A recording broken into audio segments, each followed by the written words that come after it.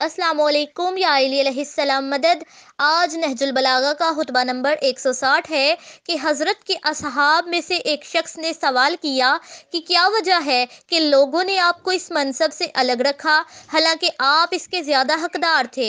तो आपने फरमाया, ए बिरादर बनी असद, तुम बहुत तंग हौसला हो और बेराह होकर चल निकले हो। इसके बावजूद चूंकि हमें तुम्हारी कराबत का पासो लिहाज है और तुम्हें सवाल करने का हक भी है, तो अब दरियाफ्त किया है तो फिर जान लो कि इन लोगों का इस मनसब पर खुद एहतियारी से जम जाना, बावजूद ये कि हम निस्बत के एतबार से बुलंद थे और पैगंबर सल्लल्लाहु अलैहि वसल्लम से रिश्ता कराबत भी कवी था, इनकी ये खुदगर्जी थी जिसमें कुछ लोगों के नफ्स इस पर मर मिटे थे और कुछ लोगों के नफ्सों ने इसकी परवाह तक न की। और फैसला करने वाला अल्लाह है और इसकी तरफ बाजगश्त कयामत के रोज है। इसके बाद हजरत ने बतौर तमसील ये मिसरा पढ़ा, छोड़ो इस लूट मार के जिक्र को जिसका चारों तरफ शोर मचा हो।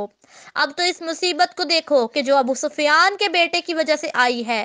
मुझे तो इस पर जमाना ने रुलाने की बजाय हंसाया है और जमाना की मौजूदा रविश से खुदा की कसम कोई ताज्जुब नहीं है।